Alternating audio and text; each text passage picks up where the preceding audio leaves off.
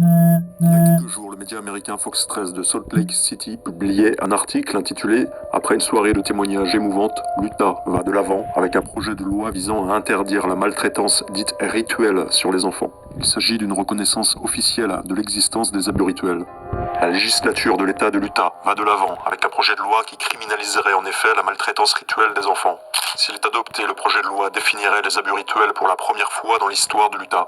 Il a maintenant reçu une recommandation favorable de la commission judiciaire de la Chambre. Les larmes aux yeux et la voix tremblante, Kara Baldry a décidé de témoigner en faveur du projet de loi en tenant dans ses bras la photo d'une jeune fille. Il s'avère que la photo de la jeune fille était Baldry elle-même dans les années 80. I'm speaking up for her.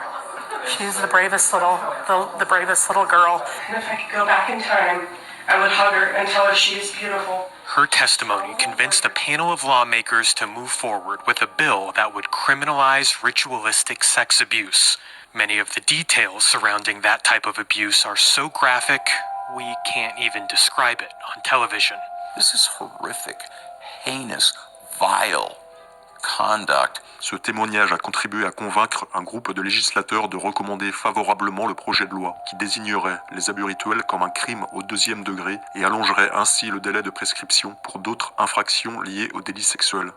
Selon le projet de loi, le mot rituel désigne un événement ou un acte ou une série d'événements ou d'actes marqués par des actions, des gestes ou des paroles spécifiques, destinés à commémorer, célébrer ou solenniser une occasion ou une signification particulière dans un contexte religieux, contexte culturel, social, institutionnel ou autre. Un point très important à noter dans cet article est la liste des actes considérés comme sévices rituels. En effet, le projet de loi interdirait les actes suivants, à condition qu'ils soient intentionnels et causant une détresse psychologique importante ou des blessures